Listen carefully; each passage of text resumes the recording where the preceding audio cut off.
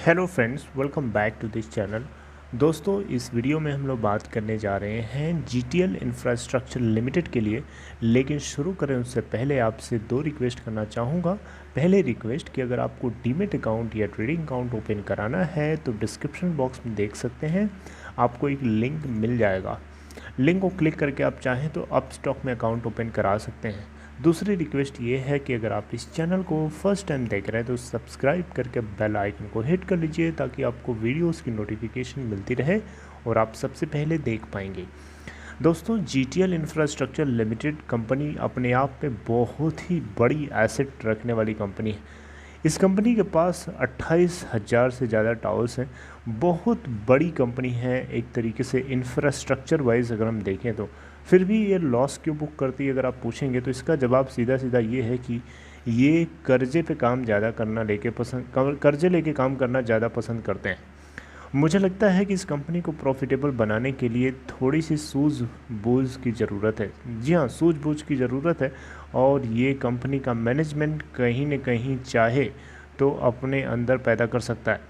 देखिए, इस कंपनी के अंदर आगे आने वाले टाइम में 5G रोल आउट होने वाला है पूरे देश के अंदर, जिसमें जीटीएल इंफ्रास्ट्रक्चर लिमिटेड को भी पार्टिसिपेट करना पड़ेगा ताकि ये इस तरीके के प्लेटफॉर्म्स अवेलेबल करा सके, रेंट कर सके और ऑपरेटर्स को जिनको ज़रूरत है। GTL infrastructure limited tower company है और ये टेलीकॉम ऑपरेटर्स जो होते हैं उनको टावर्स रेंट करती है और उससे जो रेंट आता है वही इस कंपनी की इनकम होती है, राइट। तो मेरा यहाँ पे मतलब ये नहीं है कि GTL infrastructure limited Voda idea के बिजनेस को टक्कर दे देगी, ऐसा नहीं है। Vodafone idea limited third operator है, बड़ा ऑपरेटर है इंडिया के अंदर, अभी भी जियो और एयरटेल के जस्ट बाद आता है। दैट डजेंट मीन दैट कि जीटीएल इंफ्रास्ट्रक्चर लिमिटेड उसे कंपटीशन करने चलेगा। मेरा यहाँ मतलब सीधा सीधा ये है कि जीटीएल इंफ्रास्ट्रक्चर लिमिटेड का जो स्टॉक प्राइस है वो मुझे लगता है कि वोडा आइडिया के स्टॉक प्राइस को टक्कर दे सकता है अगर जीटीएल इंफ्रास्ट्रक्चर लिमिटेड में मोमेंटम कंटिन्यू बना रहता है। तो देखिए, 5 दिनों से अगर आप देखेंगे तो लगातार इसके अंदर अपर सर्किट लग रहा है। 1 महीने से लगातार अपर सर्किट लग रहा है।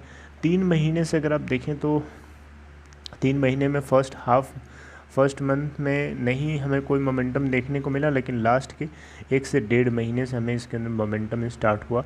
अगर आप इसका 52 वीक लो देखें तो 0.45 का है और 52 वीक हाई हर दिन नया बना रहा है, राइट। तो हम यही उम्मीद करेंगे कि कंपनी का स्टॉक प्राइस ग्रो करे और ग्रो करते करते बहुत ग्रो करे ताकि आप सब लोगों का भला हो। देखिए, बहुत लोग इसके अंदर 1 रुपीज़ के आसपास जब ट्रेड हो रहा था तो ये नहीं सोच पा रहे थे कि ये इतना आज ऊपर होगा, और आज देख सकते हैं 2.30% पे ट्रेड हो रहा है।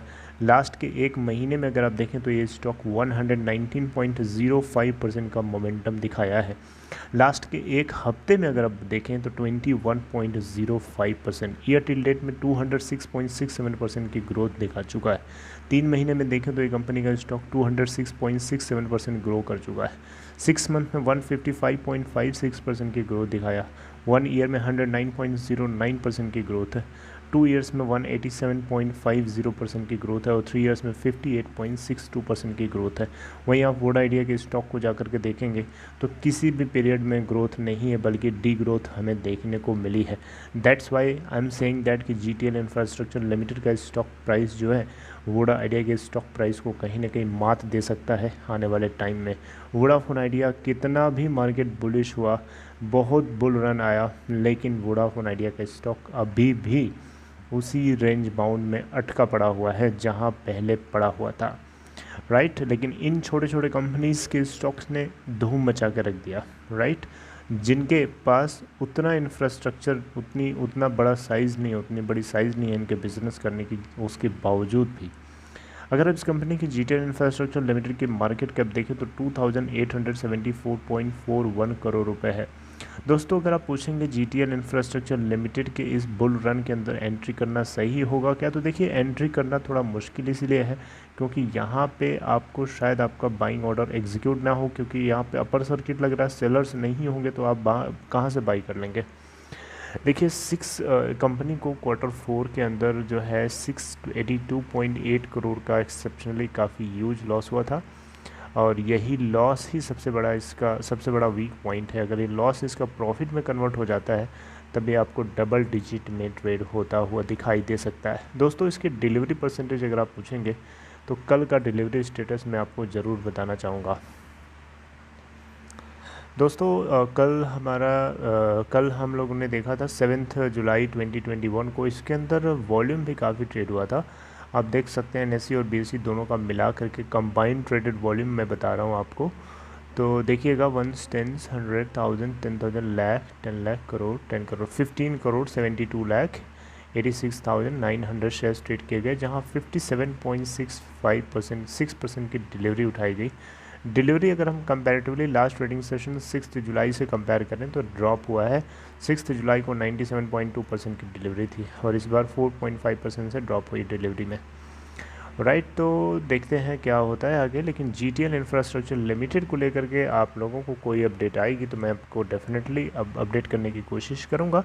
लेकिन आपको मेरी ये बातें अगर अच्छी लगी, आपको लगता है कि मैं जो बोल रहा हूँ काफ़ी रिलेवेंट हो सकता है, तो आप कमेंट बॉक्स में अपने पॉइंट ऑफ व्यू को शेयर कर सकते हैं। राइट, और अप्रिशिएट करने के लिए इस वीडियो को सिंपली लाइक कर सकते हैं। और अपना ख्याल रखिए। मैं आपसे नेक्स्ट इन्फॉर्मेशन के साथ मिलूँगा। Take care.